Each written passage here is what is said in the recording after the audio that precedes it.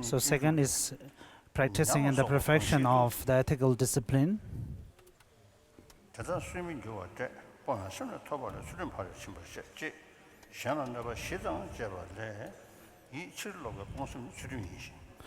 So the nature of ethical discipline is restraining oneself from indulging in negative actions such as harming other sentient beings.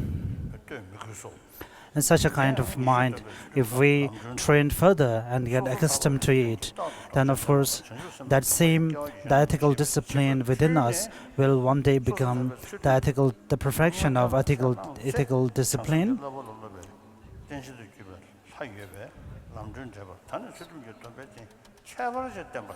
So the perfection of ethical discipline is categorized into three: ethical discipline of restraint, ethical discipline of collecting virtues, and ethical discipline of engaging in beneficial works for other sentient beings.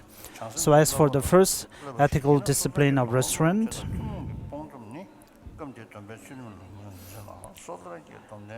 in the Lamb for the Path to Enlightenment by Atisha, it is written that the vows of Bodhisattva can be taken only by a person who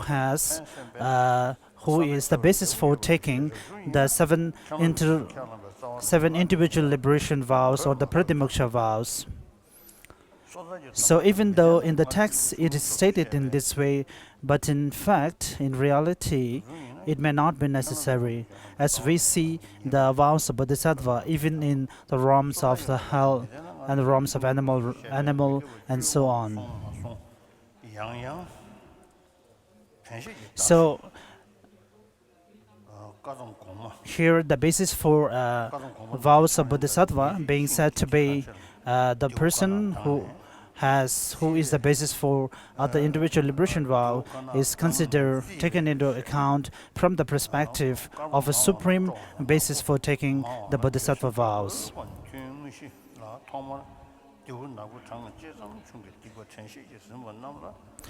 Someone who has one of the seven individual liberation vows, so having such a vow, if one practice further the vows and the precepts of the Bodhisattva, then of course the quality of the practice will be pure and can progress further.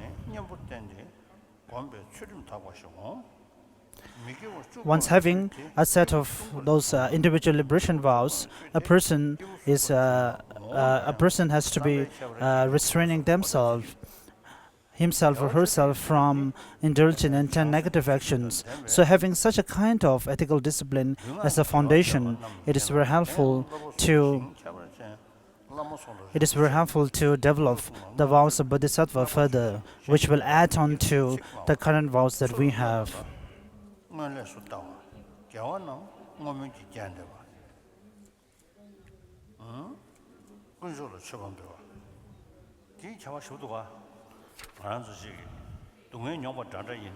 So even though we all sentient beings are same in terms of suffering from different ailments and the problems, but depending upon how we tackle it, how we take those sufferings, it makes a big difference to different individuals.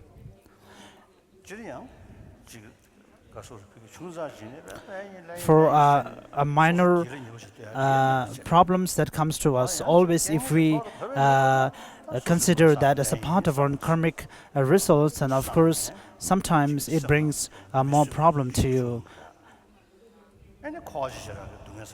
And also thinking about, or rather it's more important to think about it as a nature of being born in this samsaric world, and thinking about the general and the individual or the particular sufferings of the samsara in general, and also the different realms in particular. So if we contemplate in this way, and it will be easier for the people to digest or take into accept the suffering that comes to us. So it helps us to lessen the effect of those sufferings if we are able to think in this way. And also, if we are able to contemplate and think that may whatever the suffering that befall on me this time, may this be a cause that all the sufferings that will be coming in the next and the subsequent lives be eliminated by the power of this suffering.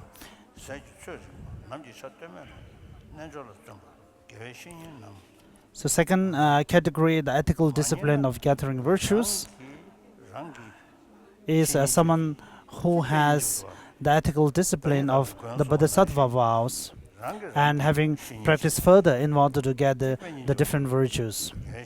And also relying upon one's spiritual master, it is also said that taking oneself as one's master is a supreme practice. So if we are able to look for and if we can find a spiritual master who can give us the relevant teachings, of course, that is the best place at the first. But even though we may be in a different place or a location or an environment where there is no possibility of finding a spiritual master, then as the Lord Buddha says, one can consider oneself as one spiritual master and think about the negative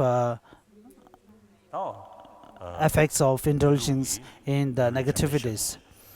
And the fifth Dalai Lama has composed different extensive texts in terms of the Gelugpa tradition, the sacred words of Manjushri, and in terms of Nyingma tradition, of course, there are many texts composed based on the great completion stage of Zorim. In terms of Paramita studies, there is Lobsang Gongin, the ornaments of the meaning of the great texts.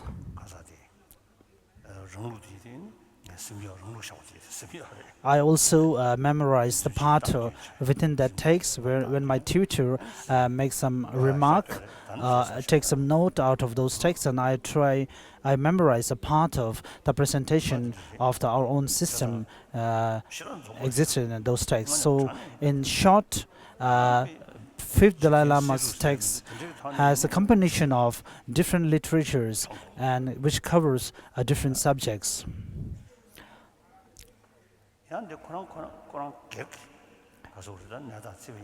And in terms of his personal life, he is a very simple monk. In one of his life stories that we can find,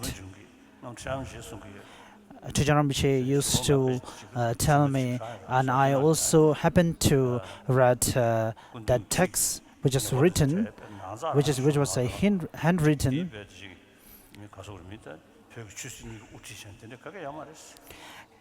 On a personal level, he's a very simple monk. In that life story, I found that on a personal level, he was a very simple monk, not taking into consideration of feeling himself proud being the king of Tibet. And if someone call him on the roads, then he won't answer to them. So even when they ask him for 2 times, he won't reply to them. And when he asks for 3rd time, then he will reply in a simple note. And when I ask him to bring something, then he will tell them that you have kept it somewhere, I'm not aware of it. So this all signifies and indicates the very simplicity of his personal life. So maybe there is a guru and disciple relationship, maybe during one of the teachings, or maybe during one of the classes. An incense was lighted in his bedroom. Maybe it was Pering or Tadarambo, one of them too. So one of them doesn't like the smell of the incense. So he smelled the incense. So then he immediately says that, how can you light such bad smoke inside the bedroom of His Holiness? And immediately pour water on it. So they all stay in a very friendly way, even though His Holiness, the fifth Dalai Lama, is the king of Tibet. But on a personal level, he is very friendly in terms of his normal friends.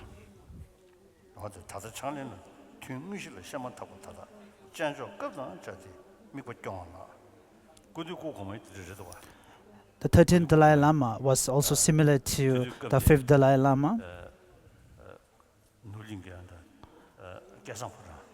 In the Kesang, the palace, it was during the construction of that palace. In the, I think it is broken now.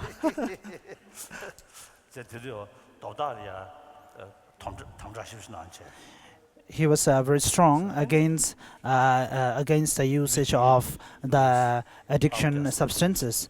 And once he was going on a tour to the construction area, he happened to see behind the some people, some workers, and they were using those addictive substances. And when they're tired, they take they say when they're hungry, if they take that substances, it helps them. And when they are hungry, it also helps them. And when they're tired, it also helps them. So, and then they were telling against the 13th Dalai Lama. Says, this is such a good substance for us.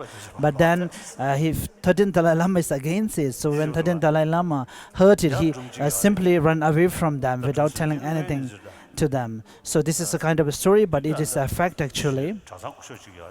There is a monk from Sera Monastery, and his father was from Markham, an eastern part of Tibet. Maybe some of the senior monks, you know, his name is Bagel. So his father is in early 80s, is very healthy. And his father told me that the 13th Dalai Lama, while the construction for the palace was going on, some of the merchant people, the business merchant people, sponsor or offer some stones for construction. And the father also came with some horses. And one of his horse went another way, and from the other side there was a kind of Mongolian who was walking with one of his sticks. And he called to the father called to the monk and told to stop the horse was running away from them. Later he came to know that it was the 13th Dalai Lama. So he told them, teacher, please stop the horse. So it was actually 13th Dalai Lama, and 13th Dalai Lama was running after the horse and trying to stop the horse from running away. So this is very similar to the general lifestyle of 5th Dalai Lama. So today I felt a will to tell these stories. So on a personal level, of course, they are very simple and a kind-hearted monk. But having the responsibility of the Dalai Lama and as the king of Tibet, of course, they were very strong and strict against many practices. And Genyama also told me that His Holiness was the 13th Dalai Lama was very kind and has a special relationship with the Geshes coming from great learning centers.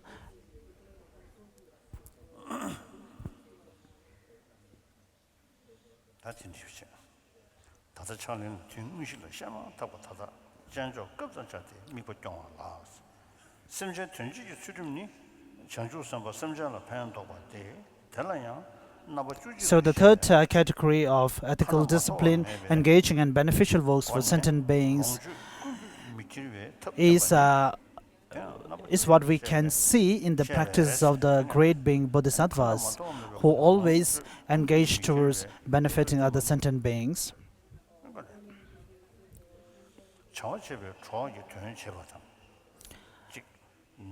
And helping to those needy ones, and also rendering service to the person who are in need of medical attention, and also who cannot walk properly, and they to help them to bring to a place where they can or giving them horses to ride on.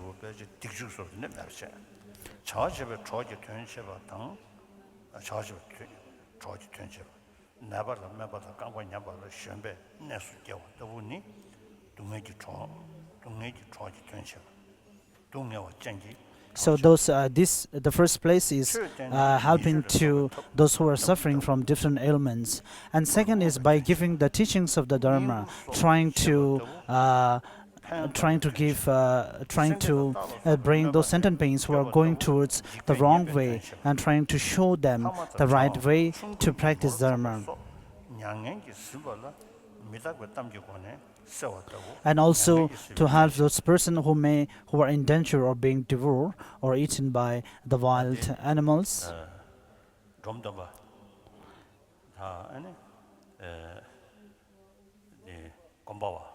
And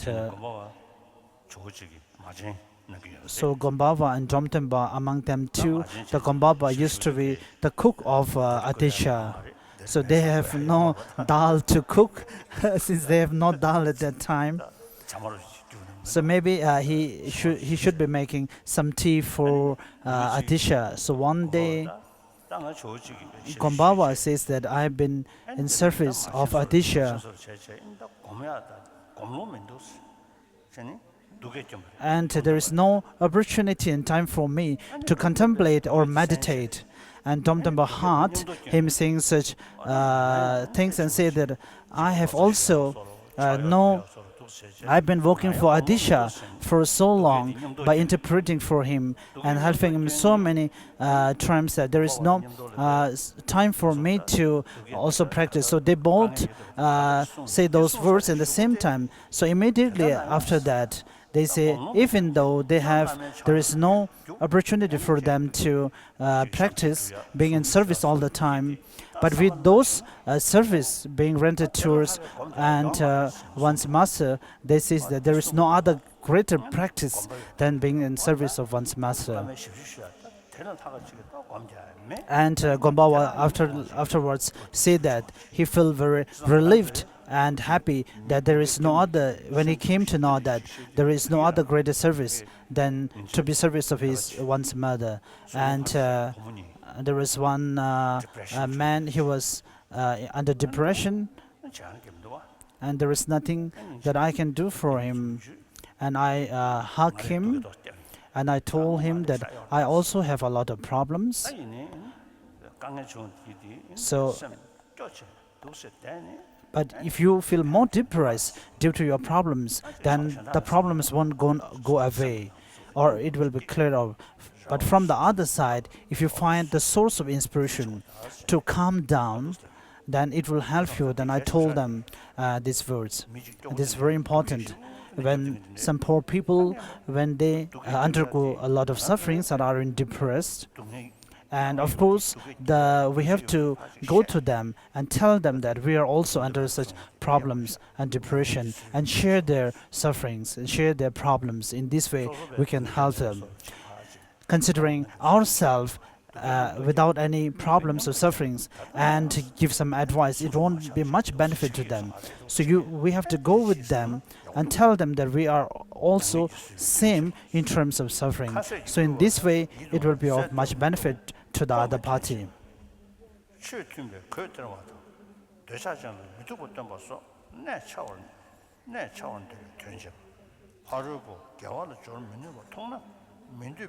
So the ethical discipline of serving sentient beings also includes giving them the appropriate food to eat, giving clothes to wear, and those who are highly attached to their personal belongings, try to give them teaching of the impermanence nature of the things. It is stated that if the disciple is very attached to his worldly belongings, then there is a way to give the teaching through showing the impermanence or the ugly part of those belongings.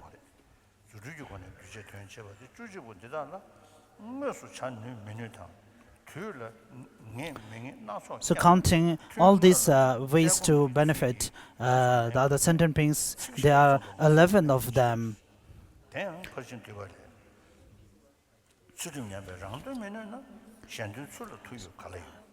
So to summary it is said that those who are not practicing the ethical discipline or who are not disciplined for themselves, there is no way that they will be in power to help any other sentient beings. Therefore, it is very important in order to benefit others. First, we ourselves has to be disciplined. Therefore, the ethical discipline is praised as the foundation, as the root of all the benefits. So have we already... Oh, the tea is yet to come.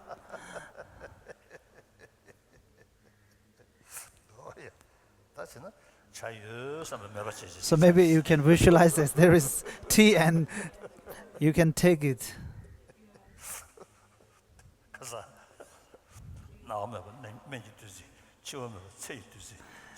So yesterday, as we speaks about that there is a medicine which will make us never ill, and food that which will make us never hungry.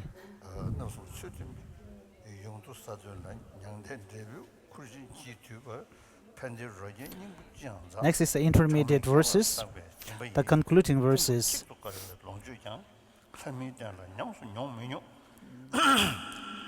When we human beings are in the garden of this human rebirth, which has the leisures and advantages, once we have such an opportunity of a human rebirth, with leisures and advantages, we have to make use of this opportunity with the practice, with the self-discipline, with the ethical discipline as the foundation. And we have to work towards the attainment of the nirvana. Third perfection is the perfection of patience. As it is stated in the engaging in the deeds of Bodhisattva, that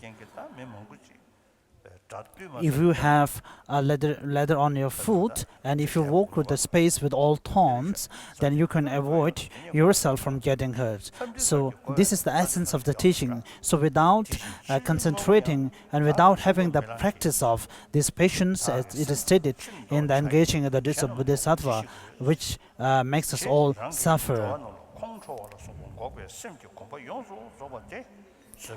Even though certain kind of patience will be present in all the sentient beings and different individuals, but the perfection of the patience can be attained if we practice the patience towards the numberless sentient beings, irrespective of whether someone is one's friend or not. And once we are trained and our mind of patience is accustomed to the practice of that patience, and gradually we will be able to actualize the perfection of patience. Shantideva stated that by a mere instant of anger, it will clear or eliminate all the benefits that we have accumulated for the thousands of years, including the merits generated by giving and so on.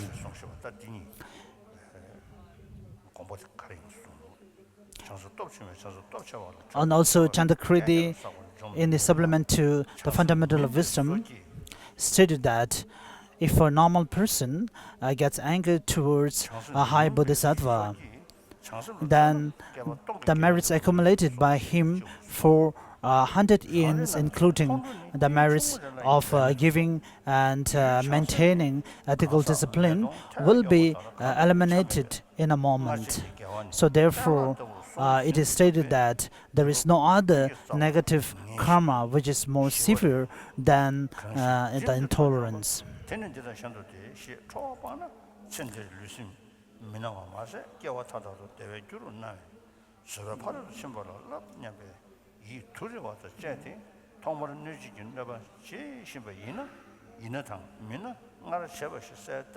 It will be, for a normal person, it will be very easy for someone like us to get anger and to get anger towards anyone. But for someone like a normal person, it will be very difficult to see a bodhisattva. And that which is presented very extensively in Lam Rim, the great treatise on the path to enlightenment, has been summarized in the engaging in the Disa Bodhisattva by Shantideva, where he says that since we ourselves being under the influence of the afflicted emotions, we tend to kill ourselves.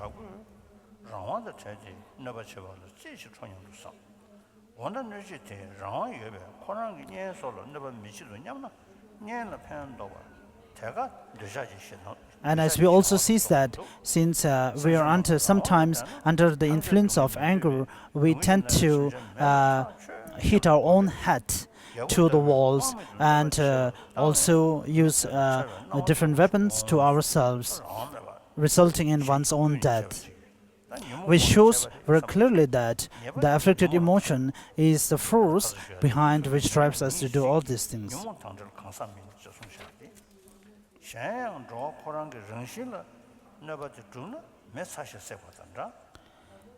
Other than that, when we look at the other sentient beings to whom we wanted to inflict harm, if the other person by nature, if he is an object of doing harm, then it has to be something similar to the heat of a fire, as the heat is the nature of the fire, that we cannot take the heat apart from fire. So similarly, that other persons cannot be taken away from his short-tempered nature, so which is not true. And if the short-tempered or the anger is something which happened temporarily or which happened without cause, then of course it has to be something like the cloud in the sky. And we cannot be angered towards the sun that it is not shining now since there is cloud, because we know that the cloud is a temporary nature, temporary obscuration to see the clear sky. And once the temporary obscuration is cleared, we will be able to see the clear sky. Similarly, the afflicted emotions within a person which drives one to become angry towards someone else is also a temporary forces which will go away one day.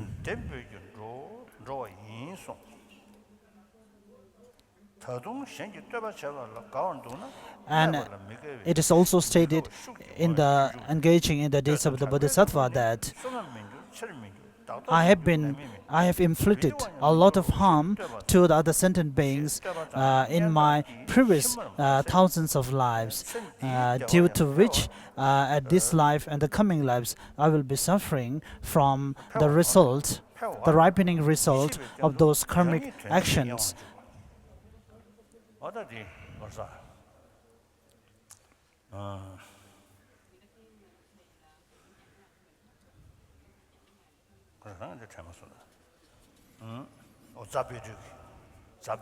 As Zabedur Rinpoche says that no one likes when we say something harsh words, and if we use harsh words, or if we praise someone, then they like. But if we use harsh words or criticize them, no one appreciates that. So this is a fact. And if we contemplate further, whatever that we consider something precious or something good in our ordinary world,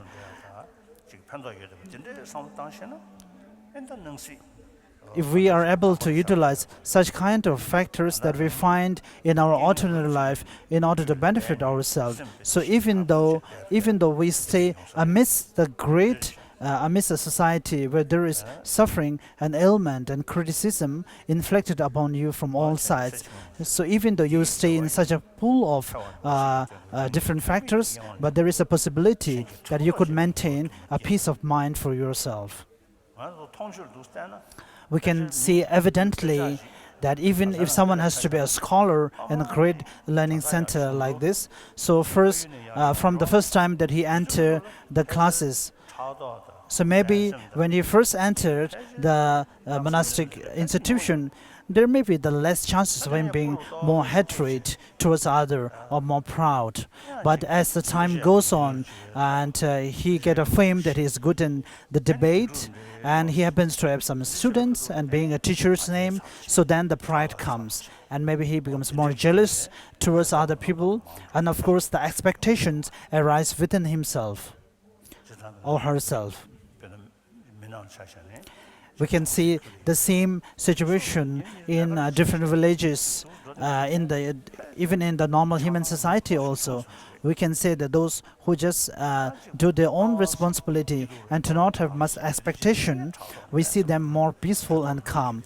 Those who have more expectations and those who have some fame, then we see that they are more into trouble.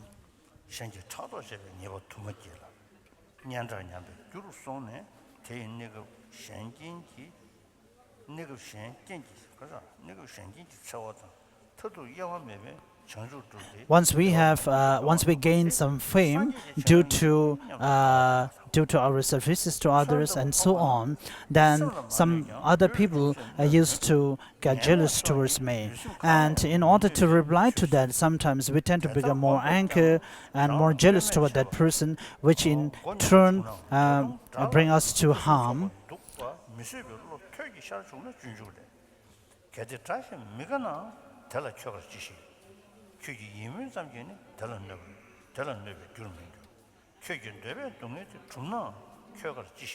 It is also stated in the engaging of the deeds in the Bodhisattva, deeds of the Bodhisattva, that even though you may have a good feeling towards your enemies, but it won't make any difference to that person. So even that person may have a harm, may have a bad feeling towards you, but it won't make any difference to you.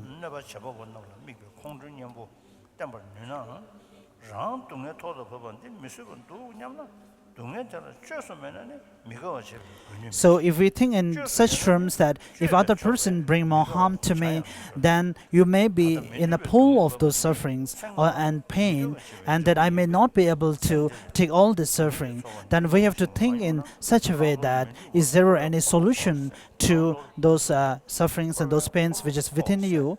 And it is stated in the engaging of the deeds of the Bodhisattva that if there is a solution or if there is anything that you can rectify, then there is no reason and no reason why you should be unhappy towards it.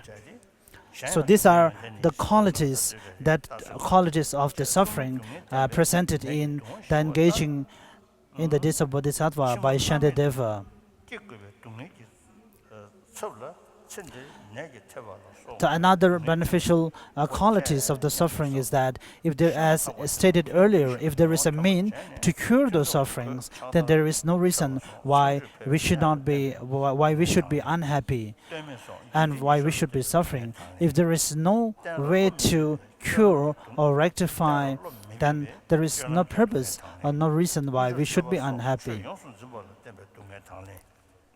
And of course, it is the suffering that is suffering due to which we feel renounced to this samsaric world.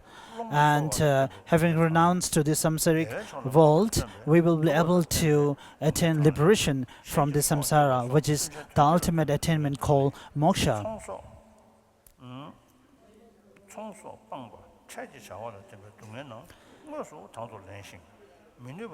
During the meditative session, we have to contemplate and think in such way, and also in between the meditative sessions, also we have to concentrate upon the importance of being abiding by the ethical discipline,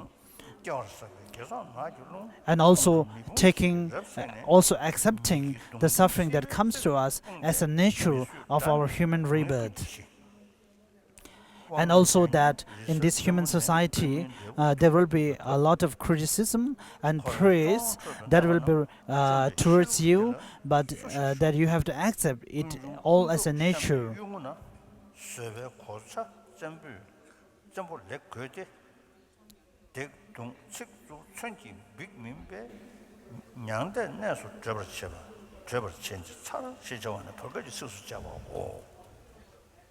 And ultimately, it is also stated in the engaging of the deeds of Bodhisattva that there is no phenomena that won't be easy to gain once we are accustomed to it.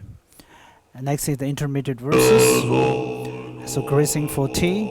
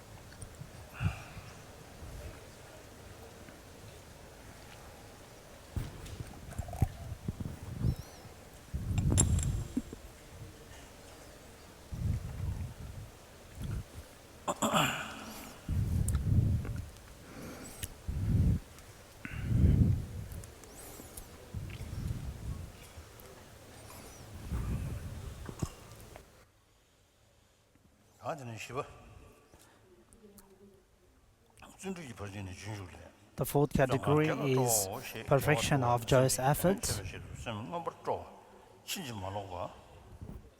Joyous effort is said to be something aspiring for virtuous action. And the joyous effort can be categorized under three. The first one being armor-like effort, then effort of accumulating virtuous factor, and effort of serving other sentient beings.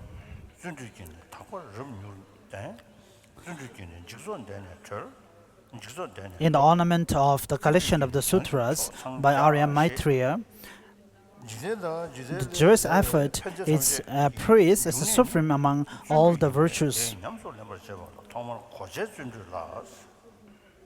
And it is said that with the joyous effort or the perseverance, we will be able to attain the highest attainments.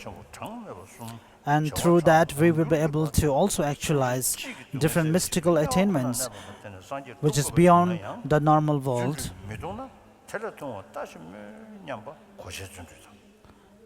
So in short, all the benefits of this world and beyond this world, and all depend upon the joyous effort. So first, we have to, in order to gain such a kind of joyous effort, the first category of the armor-like effort is to think from the perspective of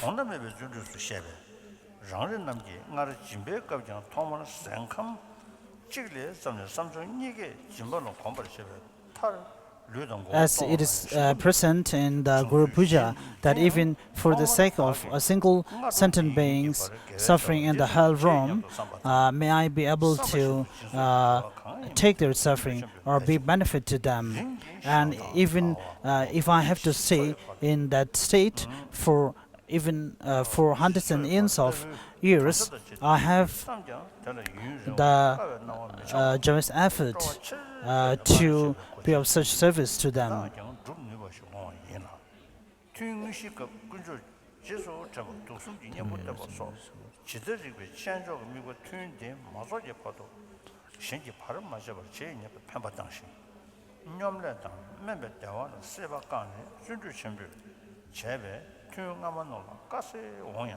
And as we have seen earlier during the first perfection of giving, that even giving small food or eatable to bird or any other animals, we need the collection of pure considerations and motivations. And we have to make effort towards being accustomed to such practice of generosity, and not to develop low self-esteem that I may not be able to do such a thing. And whatever the virtues based on the practice of generosity and so on, everything has to come from the practice of joyous effort.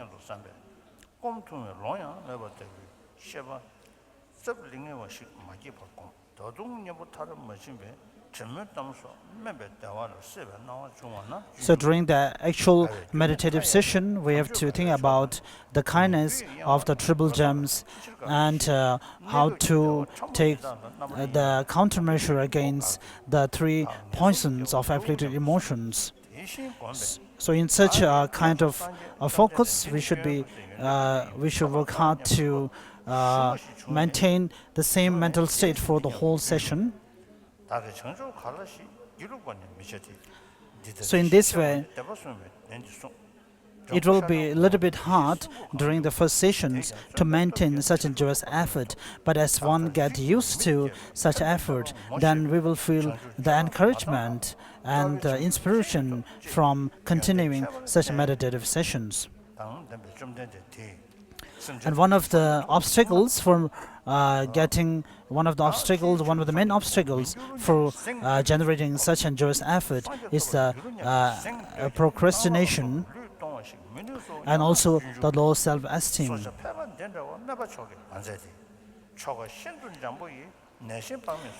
And it is also stated in the engaging of the deeds of the Bodhisattvas that due to the laziness of procrastination, we tend to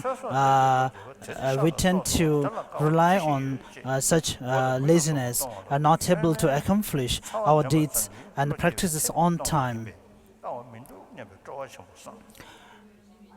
In order to develop an antidote to the laziness of procrastination, we have to think that since having such a human rebirth, having such a leisure and advantageous human rebirth, and also the rarity nature of this human rebirth, that I may be not able to find such a human rebirth in hundreds of thousands of years to come. And this has also happened even just once in those lifetimes. So once we have such an opportunity, if I do not practice, then there won't be any moment left in the future lives to come for me to practice.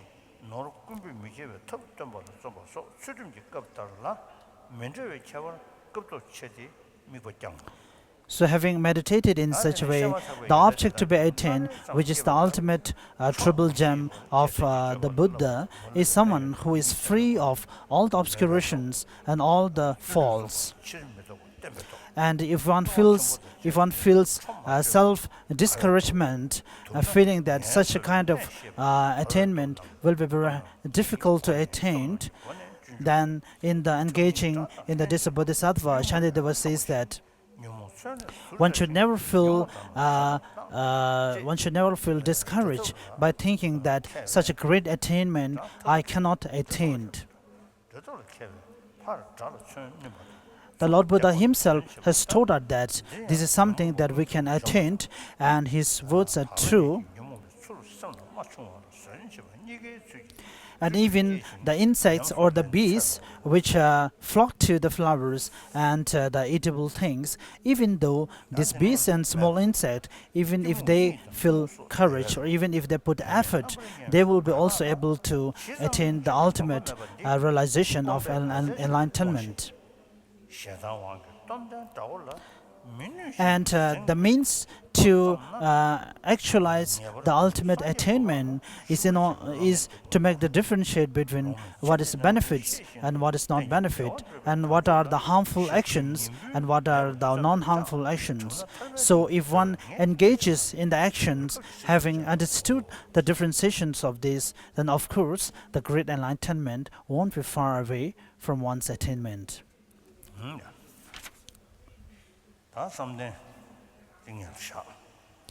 So the fifth perfection on the concentration, we will first give it for a while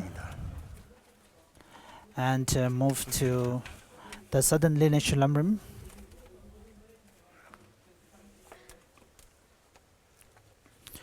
The southern lineage Lam Rim, the book with pearl garland. If you happen to have the new and revised edition, the page number is 232.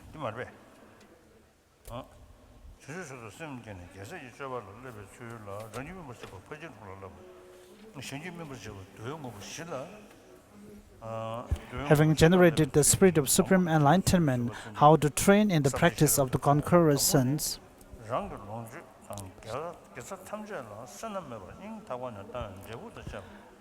How to train in the six perfections to ripen your mind stream. The perfection of generosity is consummate familiarization with the thought to give everything to others, belongings and virtue, along with the results of giving wholeheartedly and without stinginess.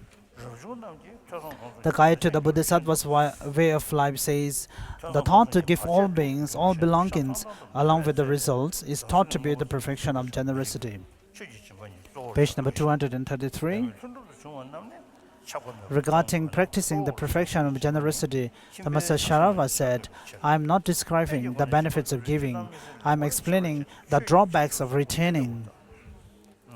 It is not suitable for monastics to give material goods occur after considerable effort and fatigue, for it hinders their three activities, learning, reflection, and meditation. Hence, they should chiefly give dharma. Nevertheless, they should give whatever they acquire effortlessly and spontaneously without attachment. However, it is primarily lay bodhisattvas who are to give material goods. Having carefully examined in general, in particular, the way to practice giving according to the base, you should reject the following thoughts.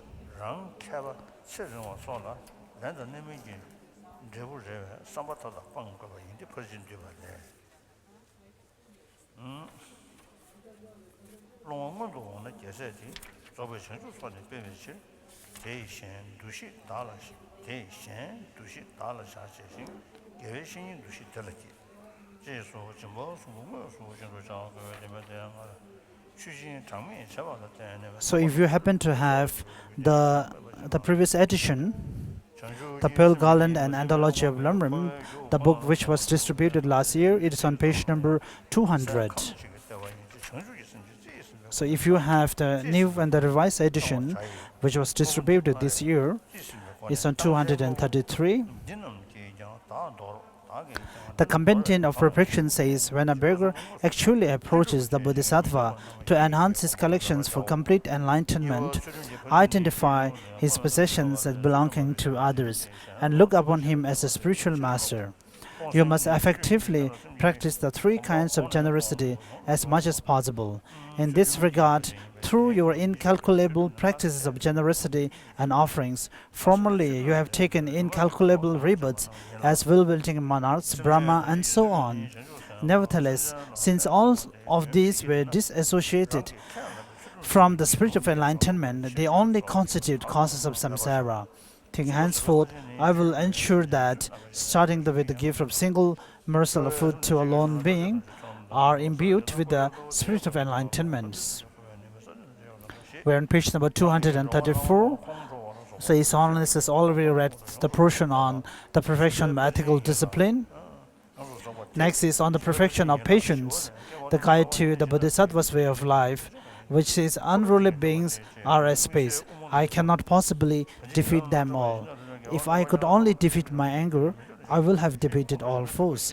To cover the earth's surface, where could I ever find enough leather? But with the leather of just the soles of my shoes, I will to have covered the surface of the earth. The perfection of patience is defined as gradually increasing familiarization with suppressing anger towards certain beings until it is complete. Shantideva states, the generosity, homage to the Sukhadas and the like, that you have acquired over 1,000 years, whatever good deeds you may have done, will be destroyed by a moment's anger. Page number 235. In particular, entering the middle way says, since anger towards the conqueror's son in an instant destroys the virtue accumulated over 100 years by giving an ethics, there is no greater sin than anger. Thus it is taught that feeling anger is a very serious sin. Shantideva continues, whoever strives and defeats anger finds happiness now and hereafter. Overcoming anger will not only free you of temporary mental and physical suffering, it will also cause happiness in all lives. Therefore, make a special point of meditating on patience. Moreover, if anger were an intrinsic part of a sentient being's nature, then it would be like fire being hot and burning. If it is a contingent event, then just as it is not suitable to be angry with the sky when clouds obscure the sun, it is the weapon like a club that is directly responsible for your pain, and indirectly the anger that incited its use. What has the person actually done? If you want to feel angry with the underlying causes of your injury, as the guide to the Bodhisattva's way of life says, in the past I have inflicted similar injury on certain beings. Thus, as an abuser of beings, it is fitting that I experience this harm. So His Holiness also read the part on the perfection of enthusiasm.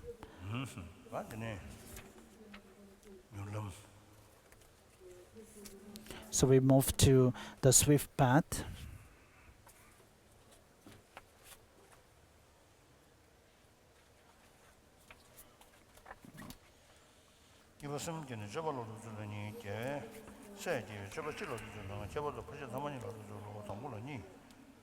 How to train in the path, having generated the mind of enlightenment.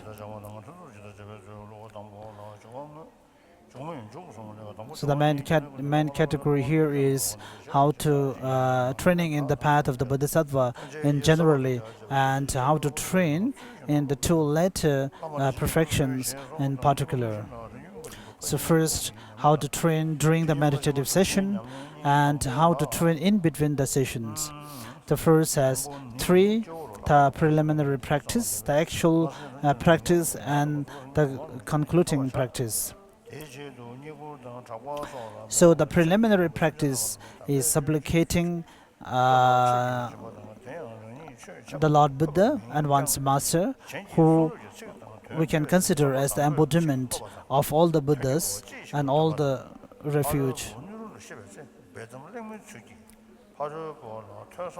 And then,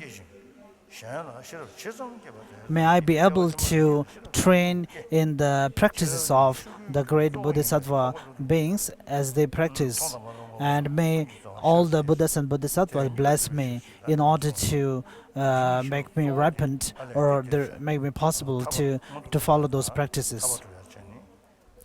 And in the actual one, the first is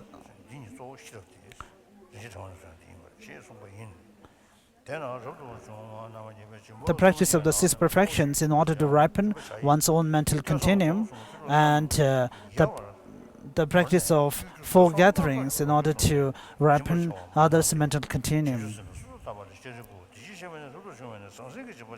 So the first one, as it reads, it states that first, having meditated, one's guru, who is none other than the Buddha himself, meditating our guru on our head, and contemplate in this way that may I be able to attain enlightenment in order to benefit the numberless sentient beings, and that too may I be able to quickly attain the Buddhahood. And in order to attain the Buddhahood, and may I not go under the influence of the praise and the fame of the worldly affairs, and may I be able to give the teachings to all the sentient beings that are in need of the Buddha's teachings. And even though I may not be a great teacher who possesses all the qualities to give teaching to others, but may I be able to explain a few words and the sentences that are written by other people. And when I find the other people to whom I can give teachings, may I also be able to give teachings in a very casual manner, even by talking and discussions.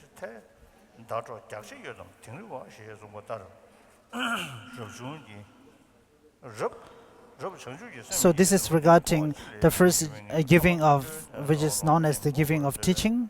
The second is the giving of fearlessness.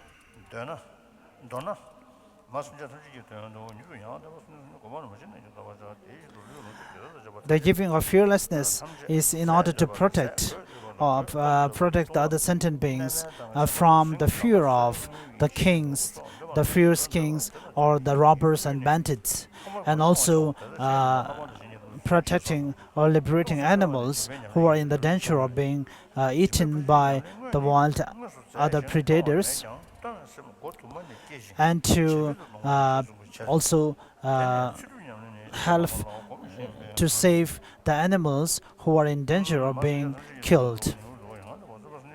The third is the giving of the material possessions. So here it is stated that one needs to have a kind of motivation which does not expect anything in return for one's giving of material possessions. And the practice of giving is considered as the main antidote against the stinginess or miserliness.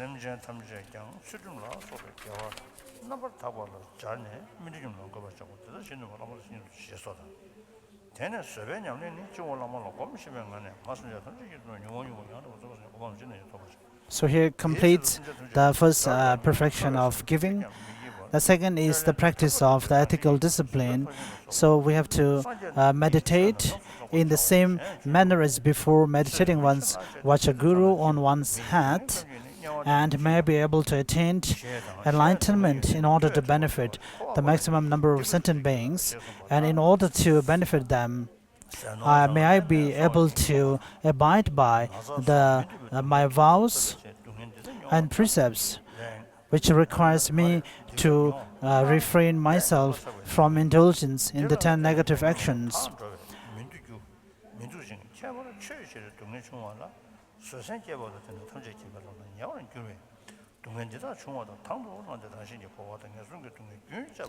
And also pray that may all the sentient beings who have not generated such a kind of mind, of such a kind of altruistic mind, may they be able to develop that mind. And those who have developed such a kind of mind may it progress further. And may the root guru of Vajradhara be the source and the cause and bless me in order to actualize that. The third is the practice of patience. So in the same manner as before, we have to meditate in such a way that even all the sentient beings becomes one's enemy, but may I be strong enough not to develop even a moment of anger towards any of these sentient beings. As it is stated in the engaging of the deeds of the Bodhisattvas, that if a person who is to be killed is being freed with just his hand cut, he will be very happy that even though his hand is cut and there is a suffering and pain, suffering in terms of a great pain, but he will be very happy that he is not killed. Similarly, those of us who are to be reborn in the hell realm and undergo a lot of suffering, and if that suffering has been just ripened on our human rebirth in the just form of some ailments and suffering, then why not we all become very happy?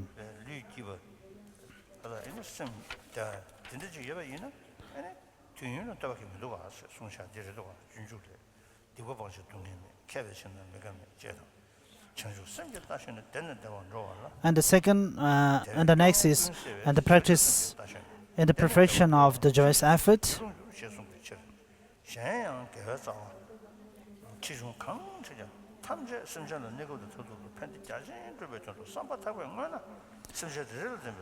So the first practices are same as other perfections, and it is stated in engaging in the deeds of Bodhisattva that once we are able to generate the mind of bodhicitta, then from there onwards we will be moving further towards the attainments and progress, and there won't be any person who won't be satisfied or happy with such attainments. whatever the accumulations that we gathered, even a small virtuous action, it all comes or happened due to the sentient beings. And in this way, we have to meditate that the sentient beings are the source of all the practice.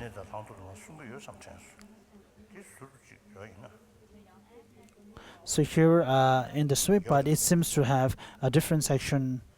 In the sacred words of Manjushri, they have it is presented in the special insight part.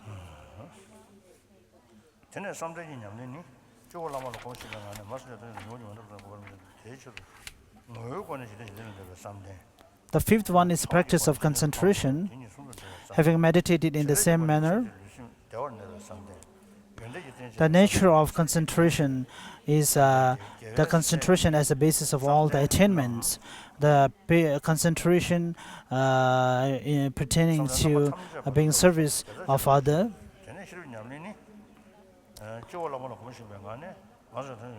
And we pray that may we be able to generate such a kind of concentration that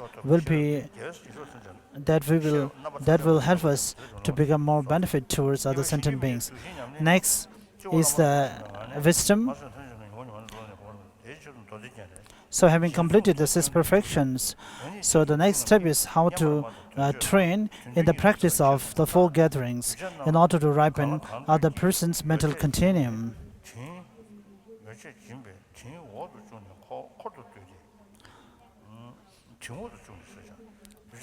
It is stated, as it is stated in the ornaments of the collection of the sutra, that first, with the giving the material possessions to other sentient beings and take them into your companions or the friends, and after that you give them teaching. So the first of the 4 gathering is speaking in a very soft manner. So here the speaking in a very soft voice means giving teachings which are appropriate to the disciples.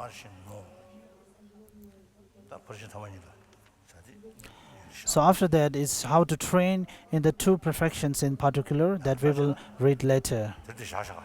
So we will stop here for today. So tomorrow and after tomorrow for 2 days. So these three texts will be completed. And maybe also in addition to that, we also finish the essence of nectar, the Lam Rim text. So Shamar's Lam Rim, we will start and try to finish as much as possible. And liberation of the palm, liberation in the palm of hand is also not possible to find. So next year we will find a time and continue the same.